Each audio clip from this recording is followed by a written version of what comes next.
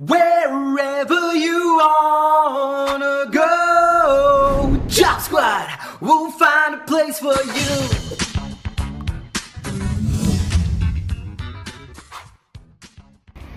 Hi guys, I am Linda and I've been living in Malta for 5 years.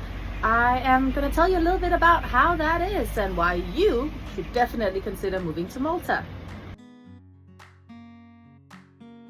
Hi. So for Malta, it's a little hard to focus just on a single city because they're basically merged together, right? So the island is relatively small.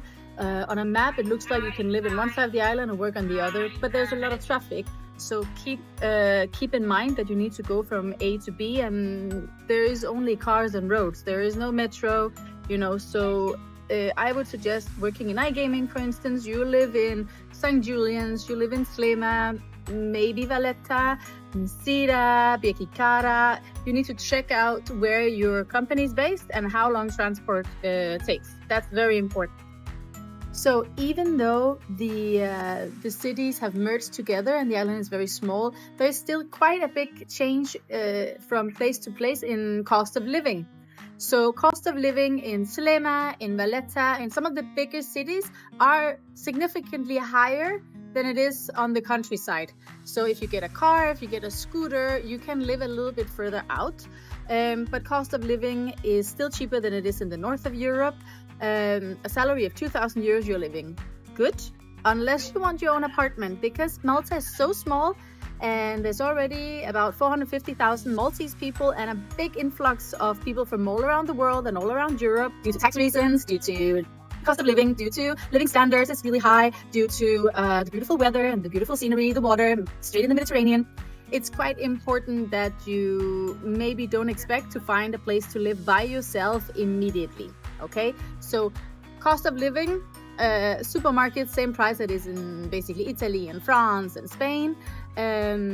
But place to live, be prepared to maybe share. I will always suggest starting with that, because once you are in, you start speaking to the locals, you start knowing the market, you'll be able to find your own apartment to a better price than you will if you start looking from abroad. So I will suggest that. Daily life is just enjoying the sun, so swimming, having a good time, walking, sitting in a cafe by the seaside, going hiking, enjoying the multilingual and multinational environment that you will find in Malta. So the weather in Malta. The weather in Malta is fantastic, okay? They have over 300 sunny days a year. So when you're there, it's not something you wake up in the morning thinking, oh, what's the weather like outside? Most likely it's shorts weather and just sneakers or sandals. I mean, I went swimming until end October. I know friends, they would also go swimming in December. When we had our annual Christmas party on the 19th of December, it was like 25 degrees. So super sunny place, almost in Africa. It's very lovely. The funny thing is you will see Maltese people pulling out their, winter wardrobe in October. They want to show off the fashion. So you will see everybody who's not from Malta still wearing shorts and everybody from Malta wearing their winter coats. It's a funny thing to experience. But you have maybe 2 or 3 months of bad weather. You still have sunny days, but you have end of December, January, February, mid-March, it then starts getting really nice again. So already in end April, I would start swimming. And yeah, we used to rent boats. We used to be a bunch of friends, about 12 people. You can rent a catamaran. And then you pay 35 euros a person. It varies a little bit from company to company. But then we have a whole Saturday out on the boat from 10 in the morning to 6 in the evening. We bring our own alcohol. We have a captain that will take us wherever we want around the island. So we'll go to the lagoons, we'll go out, sometimes be lucky enough to see dolphins. So that's a really great weekend spent. That's worth it. And if you want, we always have a contact at Job Squad that can help you get a boat. So if you and your friends want to experience that, let us know. Getting to Malta is quite easy. You either jump on a ferry in Sicily and go. It doesn't take long and it costs, I think, around 80 euros return ticket. But you can also fly there. I mean, they have a quite large airport. Ryanair has one of their main hubs there. That means that you can fly from all around Europe super cheap.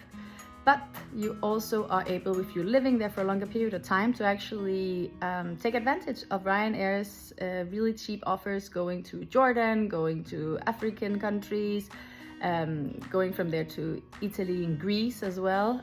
So really well connected and very, very easy to get around. The airport is not very big. I believe there's like 18 very small gates. So super easy, but it also has, if you go to Malta airport, it has a really nice lounge upstairs where you can sit outside and look at the planes, and yeah, so that's a little tip, little pro tip. So work opportunities in Malta is quite interesting because if you want to work in iGaming, it's due to licenses. It's a massive place for that. And within iGaming, you can work with casinos itself. You can work as customer support, but you can also work your way up. And if you work in marketing or in HR, in finance, it's also really interesting. The last 10 years, Malta has been known for also having some really beneficial tax schemes. So if you're coming from abroad wanting to start a company, that's also really good. If you work with Bitcoin or any kind of currency like that, it's also a great place. There's quite a lot of companies that works within trading there, and that you'll find a bit around Europe, but this is one of the main hubs for that. There is a lot of jobs to get in all kind of languages. So yeah, it's quite easy. Get there, look around, ask a recruitment agency. There's plenty that would love to help you. I mean, Malta is a busy life, even though it's a small island. I lived there for 5 years, and you will always find new things to do, but you need to explore it. If you stay within your comfort zone and just go out every weekend, go to work, it can become very small for you. But you need to explore. You need to explore the history. You need to explore so many things. And Malta is, I mean, there's still places I haven't seen, and I've been here for 5 years. So go enjoy it, and I hope you will let us know so we can help you get the best out of Malta.